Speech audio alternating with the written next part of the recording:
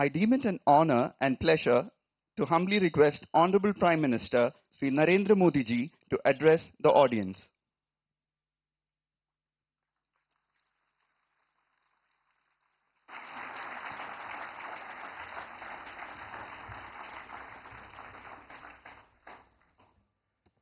केरला के राज्यपाल श्री आरिफ मोहम्मद खान,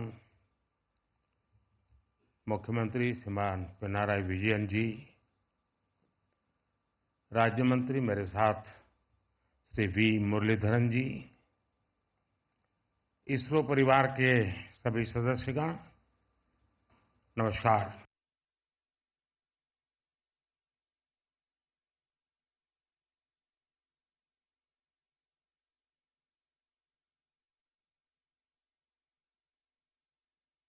साहसिक साथियों के सम्मान में हम सब स्टैंडिंग ओवेशन दे करके तालियों से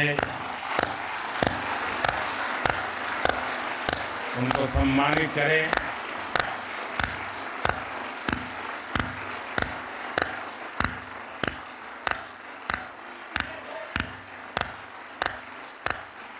भारत माता की, भारत माता की, भारत माता की। बहुत बहुत धन्यवाद। हर राष्ट्र की विकास यात्रा में कुछ क्षण ऐसे आते हैं जो वर्तमान के साथ ही आने वाली पीढ़ियों को भी परिभाषित करते हैं। आज भारत के लिए ये ऐसा ही क्षण है। हमारी आज की जनरेशन बहुत सौभाग्यशाली है जिसको जल, थल, नभ और अंतरिक्ष में ऐतिहासिक कामों का यश मिल रहा है। कुछ समय पहले मैंने अयोध्या में कहा था कि ये नए काल चक्र की शुरुआत है। इस नए काल क्षेत्र में ग्लोबल ऑर्डर में भारत अपना स्पेस लगातार बड़ा बना रहा है और ये हमारे स्पेस प्रोग्राम में भी साफ साफ दिखाई दे रहा है। साथियों, पिछले वर्ष भारत वो पहला देश बना जिसने चंद्रमा के साउथ पोल पर तिरंगा फहराया।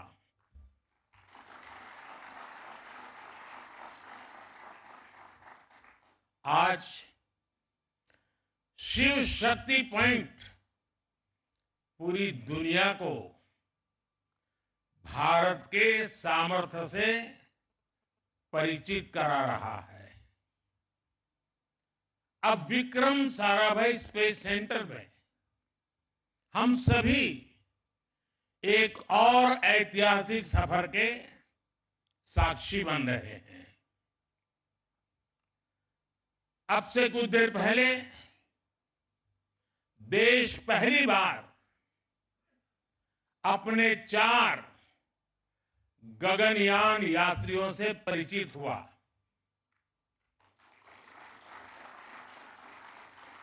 ये सिर्फ 4 नाम और 4 इंसान नहीं है, ये 140 करोड़ एस्पिरेशंस को स्पेस में ले जाने वाली 4 शक्तियां हैं।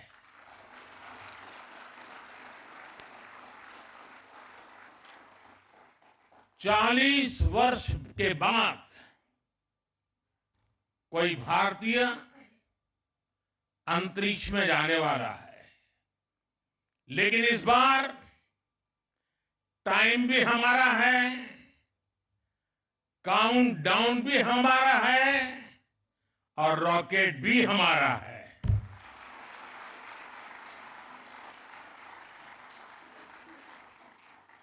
मुझे खुशी है कि आज इन एस्ट्रोनॉट से मिलने, उनसे बातचीत करने और उन्हें देश के सामने प्रस्तुत करने का सौभाग्य मुझे मिला। मैं इन साथियों को पूरे देश की तरफ से बहुत बहुत बधाई देता हूं, बहुत बहुत शुभकामनाएं देता हूं। 21वीं सदी के भारत की सफलता में आज आपका नाम भी जुड़ गया है। आप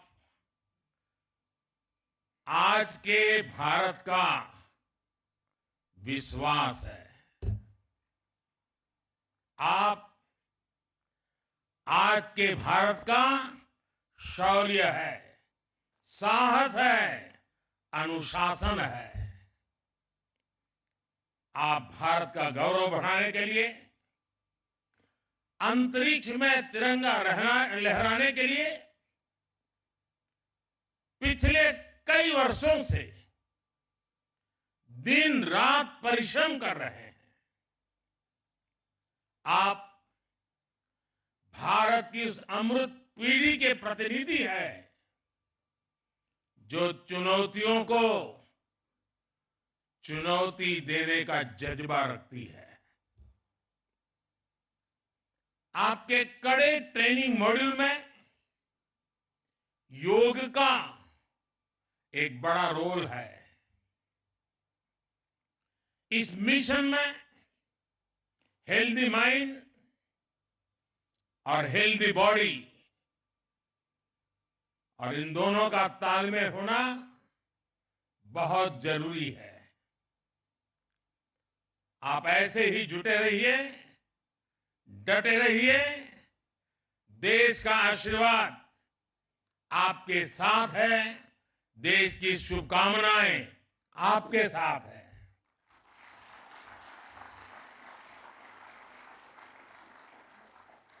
आपको ट्रेनिंग देने में जुटे इसरो के गगनयान प्रोजेक्ट से जुड़े सभी साथियों को भी मैं अनेकों शुभकामनाएं देता हूं। लेकिन इसके साथ साथ कुछ चिंता भी बताना चाहता हूं और हो सकता है वो बातें कुछ लोगों को कड़वी भी लग जाए। मेरी देश की जनता को और देश के खास करके मीडिया को मेरी करबद्ध प्रार्थना है कि जो 4 साथी हैं उन्होंने लगातार पिछले कुछ वर्षों से तपस्या की है, साधना की है और दुनिया के सामने चेहरा दिखाए बिना की है। लेकिन अभी और भी बहुत कुछ करना बाकी है। अब उनको बहुत कठिन कसौटियों से गुजरना है। उनको अभी और अपने शरीर को, मन को कसना है। लेकिन हमारा देश का, हम लोगों का जैसा स्वभाव है, अब ये 4 सेलिब्रिटी बन चुके हैं। अब वो कहीं चाहते होंगे, कोई ऑटोग्राफ लेने के लिए दौड़ेगा। अब उसको सेल्फी भी चाहिए, फोटो भी चाहिए, ऑटोग्राफ भी चाहिए। अब थोड़ा मीडिया वाले भी डंडा लेके खड़े हो जाएंगे, उनके परिवारजनों के बाल नोच लेंगे। बचपन में क्या करते थे, यहां कैसे गए, टीचर के पास चले जाएंगे, स्कूल में चले जाएंगे। यानी एक ऐसा वातावरण बन जाएगा कि इनके लिए वो साधना का कालखंड में रुकावट आ सकती है। और इसलिए मेरी करबद्ध प्रार्थना है कि अब रियल स्टोरी शुरू हो रही है। हम जितना उनको सहयोग देंगे, उनके परिवार को सहयोग देंगे, ऐसी कुछ चीजों में न उलझ जाए, उनका ध्यान एक ही रहे, हाथ में तिरंगा है, अंतरिक्ष है, 140 करोड़ देशवासियों का सपना है, वही हम सबका संकल्प है। यही भाव रहे, इसलिए हम जितनी अनुकूलता करेंगे, मैं समझता हूं देश का सहयोग बहुत जरूरी है, मेरे मीडिया के साथियों का बहुत जरूरी है। अब तक एक नाम बाहर नहीं गए तो हमारा काम ठीक से चलता रहा, लेकिन अब थोड़ी कठिनाई उनके लिए भी बढ़ जाएगी और हो सकता है उनको भी कभी मन कर जाए, चलो यार एक सेल्फी ले लेते तो क्या जाता है।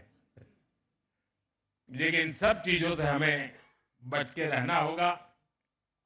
साथियों, यहां इस कार्यक्रम से पहले मुझे गगनयान के बारे में भी विस्तार से जानकारियां दी गई, अलग अलग इक्विपमेंट के विषय में जानकारी दी गई, उनके ऑपरेशंस के विषय में बताया गया।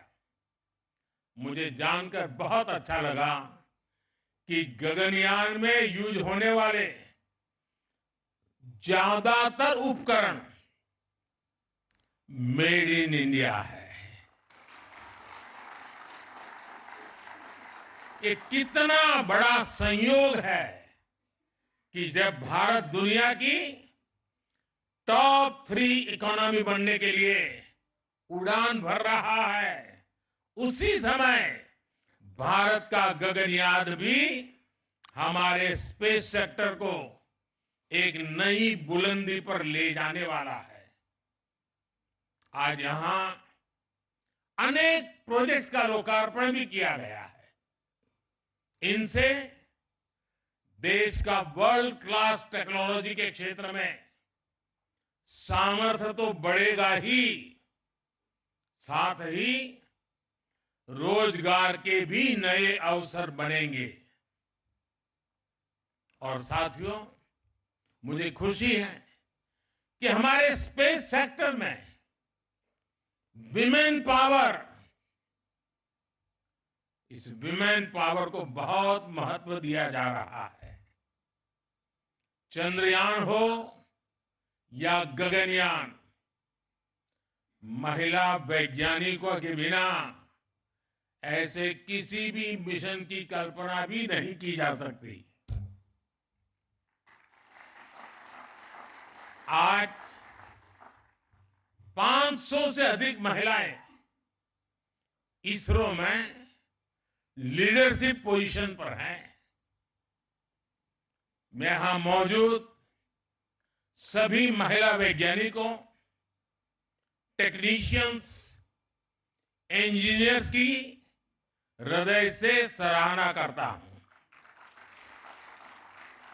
लेकिन इसके कारण पुरुष वर्ग नाराज न हो जाए, उनको तो मिलता ही रहता है अभिनंदन। साथियों, भारत के स्पेस सेक्टर का एक बहुत बड़ा योगदान है जिसकी उतनी चर्चा नहीं हो पाती। ये योगदान है युवा पीढ़ी में साइंटिफिक टेम्परामेंट के बीज बोने का। इसरो की सफलता देखकर कितने ही बच्चों के मन में ये बात आती है कि बड़ा होकर मैं भी साइंटिस्ट बनूंगा। वो रॉकेट का काउंटडाउन, उसकी उल्टी गिनती लाखों लाख बच्चों को प्रेरित करती है। हर घर में कागज के हवाई जहाज उड़ाने वाला जो एरोनॉटिकल इंजीनियर है, वो बड़ा होकर आप जैसा इंजीनियर बनना चाहता है, साइंटिस्ट बनना चाहता है। और किसी भी देश के लिए उसकी युवा पीढ़ी की इच्छा शक्ति बहुत बड़ी पूंजी होती है। मुझे याद है जब चंद्रयान 2 की लैंडिंग का समय था, पूरे देश के बच्चे उस पल को देख रहे थे। उस पल में बच्चों ने बहुत कुछ सीखा। फिर आया पिछले साल 23 अगस्त का दिन। चंद्रयान की सफल लैंडिंग ने युवा पीढ़ी को एक नए जोश से भर दिया।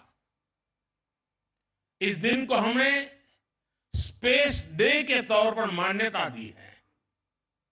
आप सभी ने देश को अपनी स्पेस जर्नी में भारत को उपलब्धियों के ऐसे एक से बढ़कर एक पल दिए हैं।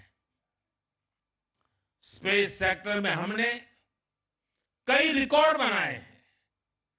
पहले ही प्रयास में मंगल ग्रह तक पहुंचने की सफलता भारत को मिली। एक ही मिशन में 100 से अधिक सैटेलाइट लॉन्च करने वाला देश हमारा भारत है। चंद्रयान की सफलता के बाद भी आपने कई उपलब्धियां हासिल की। आपने आदित्य L1 को पृथ्वी से 15 लाख किलोमीटर दूर सुरक्षित रूप से अपने ऑर्बिट तक पहुंचाया है। दुनिया के कुछ ही ऐसे देश ऐसा कर पाए हैं। 2024 को शुरू हुए अभी कुछ हफ्ते ही हुए हैं। इतने कम समय में ही आपने एक्सपोसैट और इनसेट 3DS जैसी सफलता हासिल की है।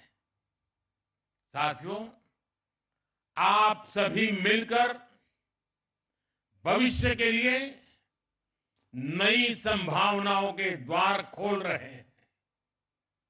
अनुमान है कि आने वाले 10 वर्षों में भारत की स्पेस इकोनॉमी 5 गुना बढ़कर $44 बिलियन तक पहुंच जाएगी।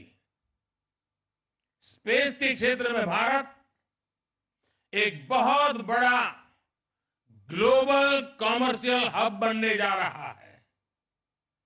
आने वाले कुछ वर्षों में हम चंद्रमा पर एक बार फिर जाएंगे।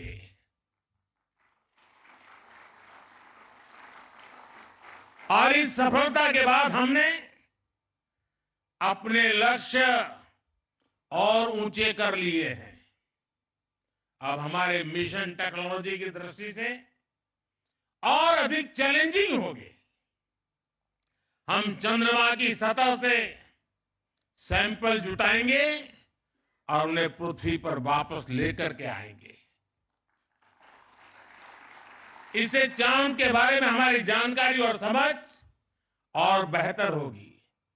इसके बाद शुक्र भी इसरो के लक्ष्यों में से एक है। 2035 तक अंतरिक्ष में भारत का अपना स्पेस स्टेशन होगा, जो हमें स्पेस के अज्ञात विस्तार को जानने में मदद करेगा। इतना ही नहीं, इसी अमृतकाल में भारत का एस्ट्रोनॉट भारत के अपने रॉकेट से चंद्रमा पर भी उतरकर दिखाएगा। साथियों, 21वीं सदी का भारत, विकसित होता हुआ भारत, आज दुनिया को अपने सामर्थ्य से चौंका रहा है। पिछले 10 वर्षों में हमने लगभग 400 सैटेलाइट्स को लॉन्च किया है, जबकि इससे पहले के 10 वर्षों में मात्र 33 सैटेलाइट्स लॉन्च किए गए थे। 10 वर्ष पहले पूरे देश में मुश्किल से 1 या 2 स्टार्टअप थे। आज इनकी संख्या 200 पार हो चुकी है। इनमें से अधिकांश स्टार्टअप्स युवाओं द्वारा शुरू किए गए हैं। आज इनमें से कुछ लोग हमारे बीच भी मौजूद है। मैं उनके विजन, उनके टैलेंट और उनकी उद्यमता की सराहना करता हूं। हाल ही में हुए स्पेस रिफॉर्म्स ने इस सेक्टर को नई गति दी है। पिछले हफ्ते ही हमने स्पेस में एफडीआई पॉलिसी भी जारी की है। इसके तहत स्पेस सेक्टर में 100% फॉरेन इन्वेस्टमेंट को भी मंजूरी दे दी गई है। इस रिफॉर्म से दुनिया के बड़े बड़े स्पेस संस्थान भारत आ पाएंगे और यहां के युवाओं को पूरी दुनिया के सामने अपना टैलेंट दिखाने का मौका मिलेगा। साथियों, हम सब ने मिलकर 2047 तक भारत को विकसित राष्ट्र बनाने का संकल्प लिया है। इस संकल्प को सिद्धि तक पहुंचाने में स्पेस सेक्टर की भूमिका बहुत बड़ी है। और स्पेस साइंस सिर्फ रॉकेट साइंस नहीं है, बल्कि ये सबसे बड़ी सोशल साइंस भी है।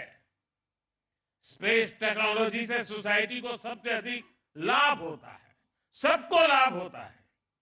आज हमारी डेली लाइफ में जो भी टेक्नोलॉजी यूज होती है, उसमें स्पेस टेक्नोलॉजी का बहुत बड़ा रोल है।